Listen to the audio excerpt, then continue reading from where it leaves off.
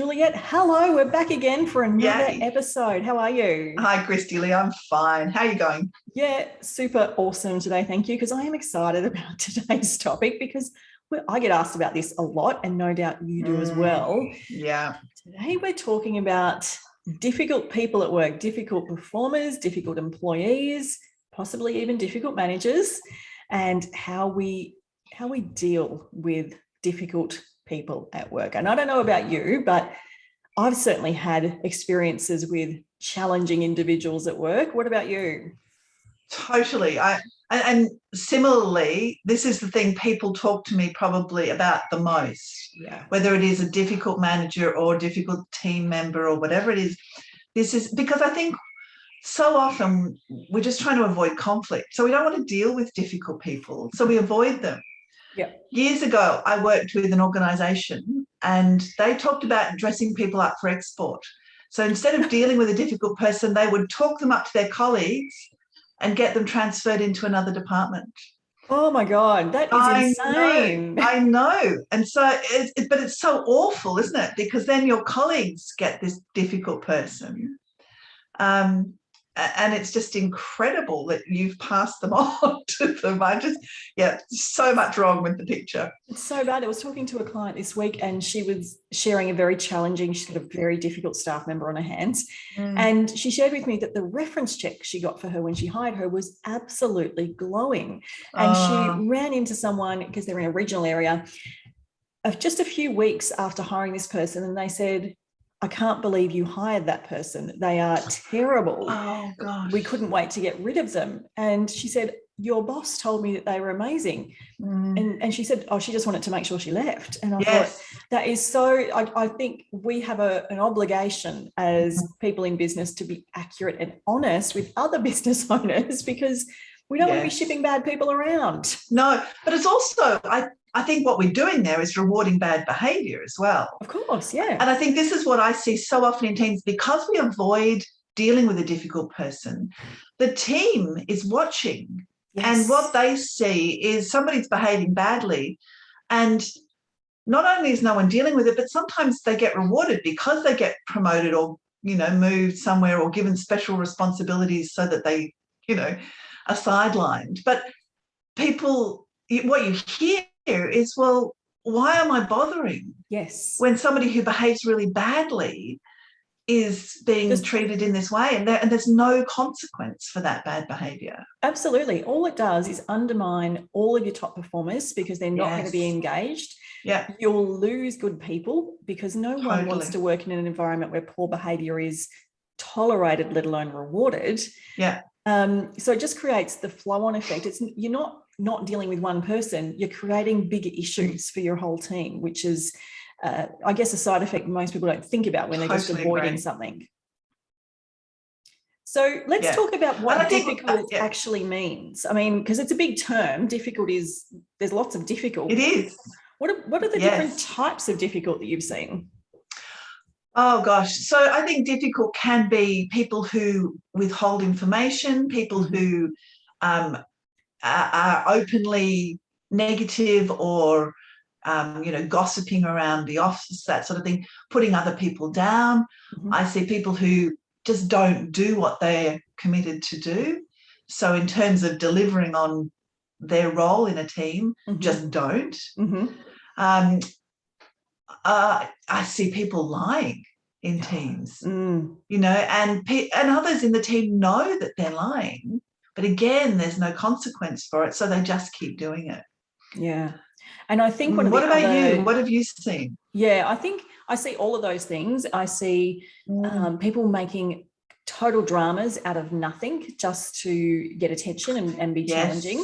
Yeah. And I think one of the ones that I see most often, and it is one of the trickiest ones that I see to manage, is the people who just are borderline. They're definitely below the line performers and below the line employees, but they just they're not doing anything wrong enough that you can easily pinpoint it or that you can easily performance manage it, but they're not getting things done. They're very quick to have an excuse. There's an excuse for absolutely everything that ever happens. They want credit just for showing up on time. So they're not doing anything wrong, but they're certainly not doing anything very right either. And these are the ones that I think are sometimes trickiest because it's hard to pinpoint exactly where the problem is. I think that's so true. And I think it's interesting because as a leader, you want to have those conversations with them, but you're right, when they're just on that line, yes, you can, when you go to have a conversation, they can be the sort of, well, what do you mean? Yes, they make you feel like you're crazy. Yes, that sort of gaslighting you in a sense. Yes, yes. Because I'm doing my job. Yes. And I think this is where it's so important that we define not just the outcomes we expect people to produce, but the behaviours we expect of team members as well. And I think so often this gets neglected in smaller businesses, even in larger organisations. They sometimes completely forget to do this. But I think this whole idea of defining your values and then saying this is the behaviour we expect is part of this process. It helps you address this process, doesn't it? Absolutely. And I think behaviour is how we determine culture. And if we're tolerating behaviour that is not in line with what I want our culture to be like, we're letting our employees dictate the culture of our business. And particularly our difficult employees dictate our culture, which is one of my pet peeves is seeing business owners have no control in their business because their team have taken control and the business has become something they're a slave to and not the other way around. And it's often because they haven't wanted to deal with difficult behaviours or difficult people. And we all know what it's like when you've got a toxic person at work or a difficult person at work. They're often very good at getting other people on their side. So one difficult person suddenly becomes 4 difficult people and the energy really shifts in that direction. So I've definitely seen that, and it really bugs me when that happens. And I think it's that whole, there is no culture neutral behaviour. That's very hard to say. That's tricky, but, but there is, I think even doing nothing contributes to your culture because, as you say, then people who are difficult start to own and drive the culture. Yes. And this is this whole thing about boss watching. When your team are watching you to see what you do and you do nothing. Yeah. Then you breathe this sort of, well, why would I bother then? Why am I going above and beyond when they're not and they're fine? So, absolutely. And what your team hate most is inaction.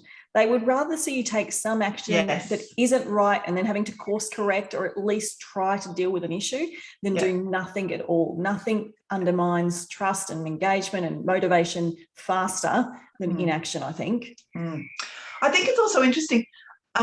Patrick Lencioni talks about this in terms of holding each other accountable. He talks about, really a high-performing, really effective team is where team members will hold each other accountable. Yes. Where they'll call each other on bad behaviour and things, but they'll only do it if they know that the leader would do it. Of course, yeah. So the more they know the leader would do it, the more they'll just do it because they can. But if they don't think the leader would do it, then they're not going to do it either. They're not going to put their neck out there to have that conversation if they don't think that would be something the leader would do or that the leader would support as well. So, you've got to create that lead by example if you want to create a culture where that is going to be commonplace as well. I think so. So in terms of dealing with a difficult person, one of the things I think is really important is just understanding what's going on for them. I think so often we skip this step. So having that conversation, A, that talks about the impact of their behaviour, but B, that asks the question about, what do you think? What's going on here that's driving this? Yeah. Seek first to understand. Yes. I'm trying to think who that quote comes from. I can't remember now, but no, nor can I. No.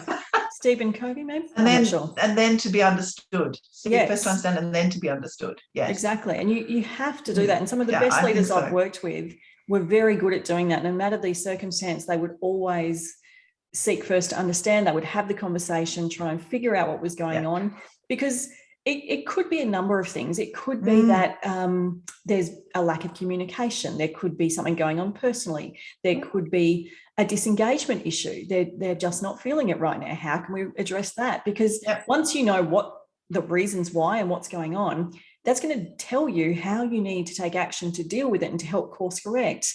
But if you don't know, it's just like throwing, stuff at a wall and hoping something's going to stick.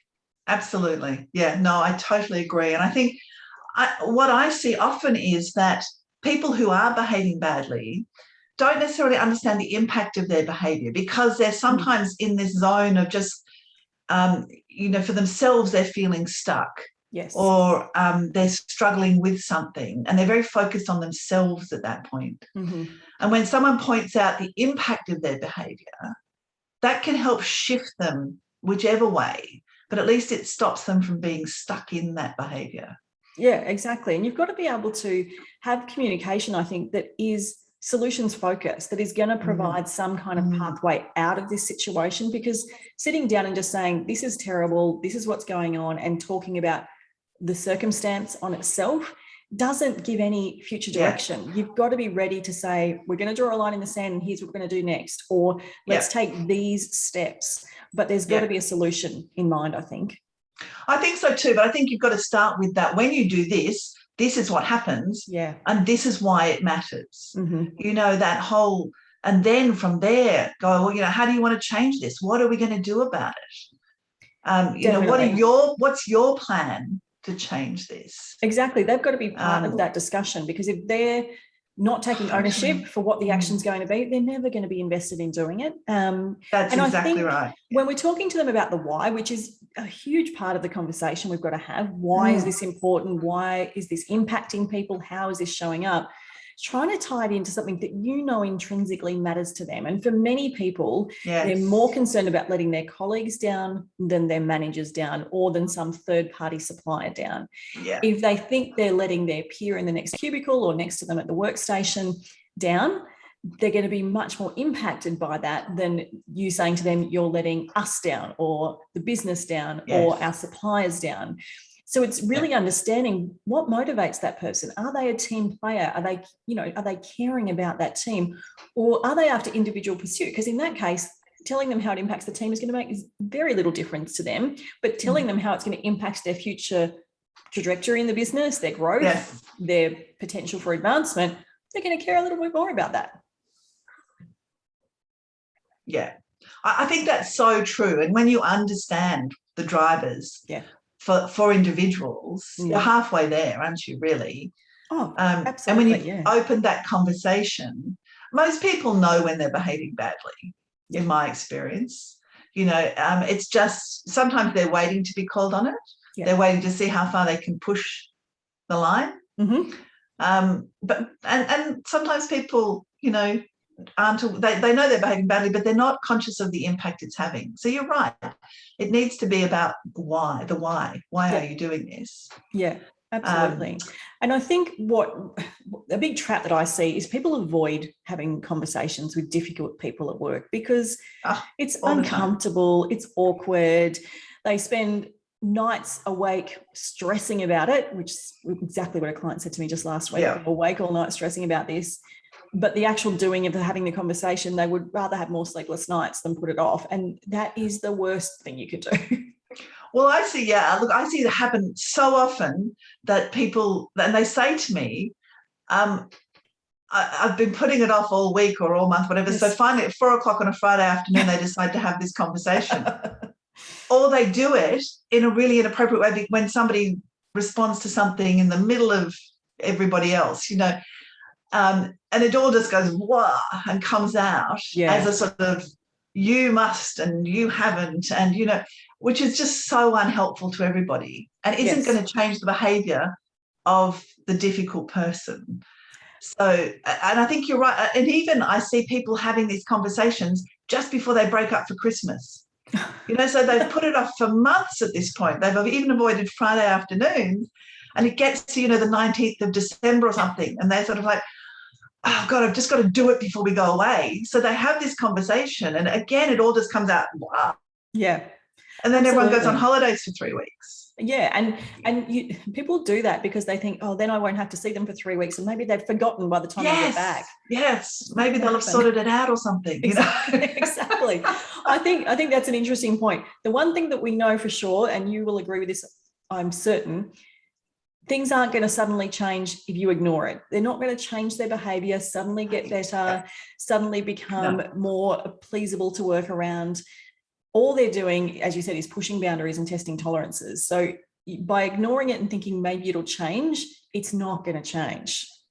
What was your saying? We talked about in another episode about the behaviour you tolerate. Oh, yes. The behaviour you demand is what you get, and the behaviour you tolerate, now I've forgotten it, is... so have I. Hold on, but basically, if you tolerate it, it's what you end up with, isn't it? Yeah, exactly. You get what you demand and you encourage what you tolerate. Yes, That's it. Yes. And that's it. And with a difficult person or a poor performer, when you tolerate that behaviour, you do encourage it. Yeah. Because, well, why wouldn't I do this? Why should I come in at 9 if coming in at 9:30 makes no difference? Exactly. If I'm not delivering and nobody's saying anything, I'll just keep not delivering until somebody tells me that's a problem. Yeah, absolutely. So we know that we have to deal with these people and we can't put the conversations off. So what are some tips or frameworks we can give people? I think you pointed out a really good one. Get the timing and the location of the meeting right, and do not do it at 4 on a Friday. In fact, do not do it at 4 on any afternoon would be my advice. Yes. It's a good meeting to get out of the way in the morning, let the dust settle, do some recapping through the day if you need to.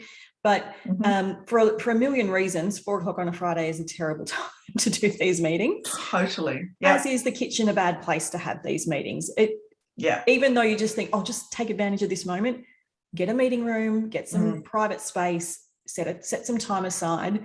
And I think letting them know that you need to talk to them about possibly some issues you're having or something you've noticed that you're concerned about, letting them know that they're walking into a meeting that is, serious. Yeah.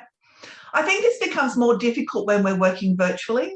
Yeah. Because you quite often are going to have these meetings without being face-to-face. But I think however you have it, make sure you can see one another. Don't have this meeting on the phone. Absolutely. Certainly don't put all this stuff in an email. Have it at the very least on a Zoom or whatever so you can see one another. Yeah. Because I think that's really important. I also think just plan it out. I think so often what I see is people go into these conversations because they're uncomfortable about it, they're a bit nervous or anxious about it, so they don't really plan what they want to get out of the meeting. So true. And having an idea about what the ideal resolution is before you walk in, but also being prepared to listen and possibly change that. Sure. But having some idea about what you want the outcome of this meeting to be, because the outcome shouldn't be, I've told them how terrible they are. Absolutely. That's not an outcome. Yes. No, totally. I think also what I see sometimes is if you don't plan it, what happens is it comes out as a sort of, oh, hi, how are you going? Oh, you're doing a great job at this or that, And so it becomes a confusing conversation because we don't want to offend people. We don't want to upset them. We're still trying to avoid conflict, even though we've got them in the meeting. Mm-hmm. And if we've planned it, we know we're going to say, I need to talk to you about this. When you do this, this is the problem that's happening and this is the impact it's having. Mm-hmm. Talk to me about what's going on here. That sort of stuff. You're really clear about it. Instead of waffling on or maybe praising some aspect of their work and, that sort of thing. Yeah, so, definitely. And if it helps you to write a script, do that, or just have some bullet points. I know I've worked with a manager in the past and he acknowledges that he struggles at these meetings. These are not his natural skill set. He finds them very uncomfortable. And he always asks me to write a script. And he will say to them, I want to make sure I communicate this clearly with you. And so I'm going to read from this script first and then open a discussion, because he knows, and I've seen him do it in meetings, that as soon as he's let loose on his own, because he's so uncomfortable and hates hurting people's feelings, he just starts waffling and then says things that confuse the message because he kind of contradicts what we really need to say. But I love his self-awareness to say, write me a script.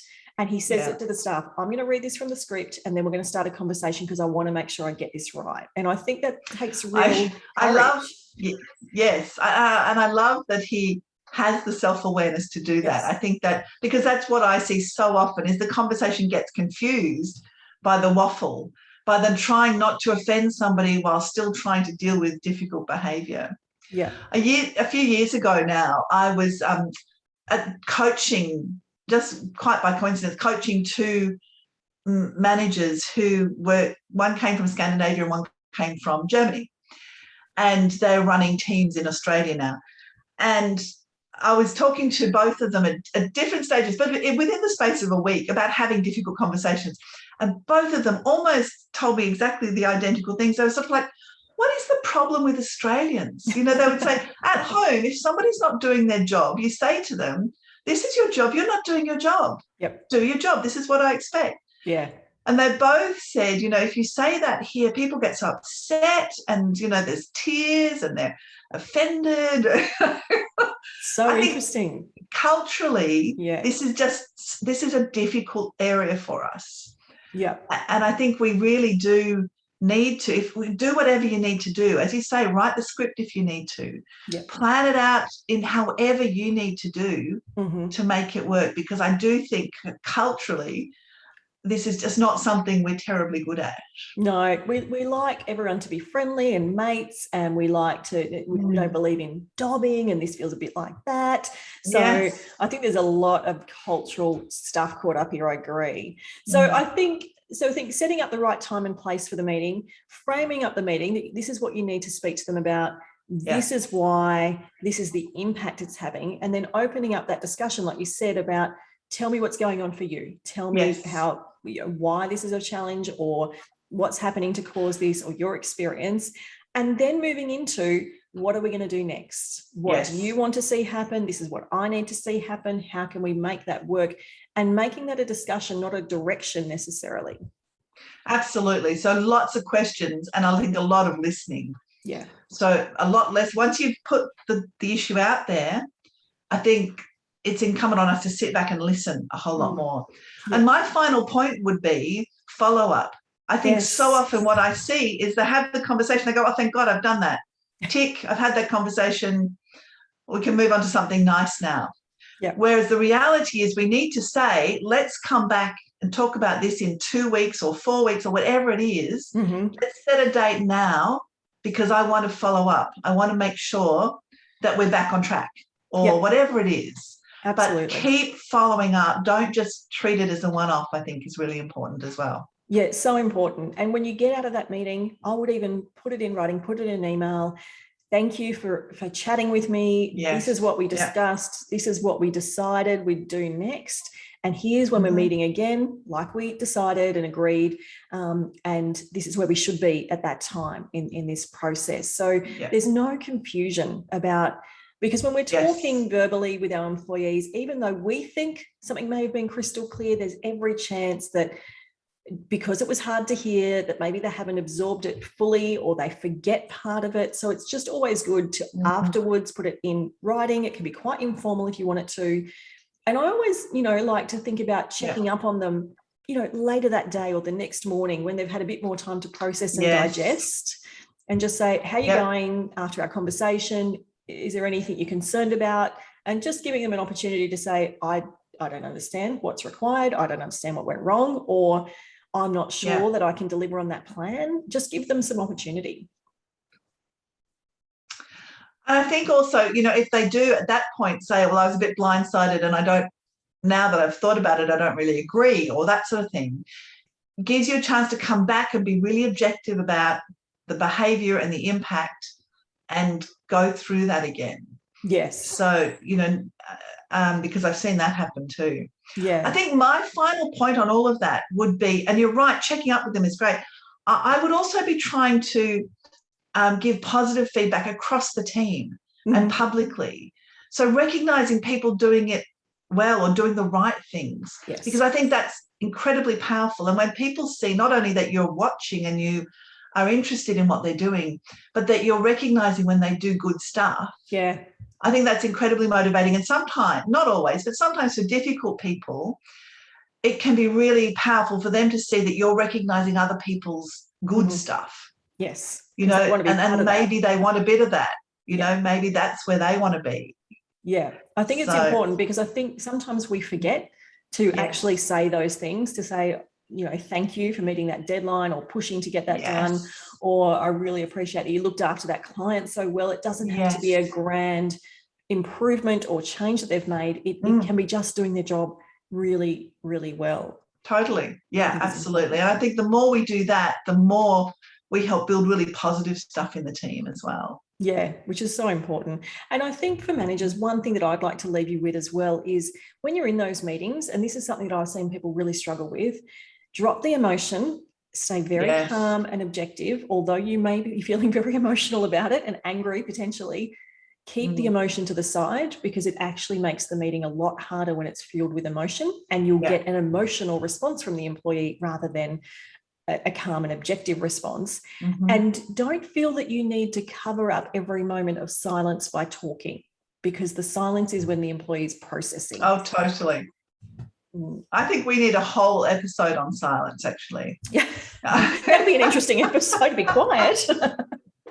But yeah, that power of that pause. No, but I think you're right. Yes. Yeah. As long as you're not using it to sort of intimidate, I think silence is incredibly powerful. Yeah. Totally. Yeah. Yes, look, there's so much more we could talk about on this. So I think we should pick up various aspects of this in other episodes, because I think, it's a really tricky one. And I think it's one we've all grappled with at some point. And I think because we're not great at conflict usually, I think there's a lot to be said there. I mean, the last thing I would say too is that if people are emotional, is to give them time. So because I see people use tears or shouting or whatever, and sometimes you just need to say, I can see this is a really difficult thing for you, or you're feeling really strongly about it. Let's take 5 minutes. Let's just take 5 minutes, go for a walk, do whatever you need to do, and then let's meet back here. But don't make it an excuse to not have the conversation. Absolutely. Yes. Yeah, totally agree. Yeah, you're right. There is so much to unpack here. We will definitely do more episodes on various aspects of this topic, because I think it's going to be one that gets lots of interest. Let's do that. And look, if you've got comments, put them in the Facebook group. So we'd love to hear from you and hear what your experience has been, and whether you have tips for dealing with these situations, or from your experience, how you've dealt with them. Yeah. We can keep that conversation going too. Yeah, absolutely. We'd love to hear from you. What a wonderful chat, Julia. I love this topic, and no doubt we will talk more about it again on a future episode. Definitely. Thanks, Christy Lee. Lovely to talk. As always, talk soon. You too. Yeah, bye.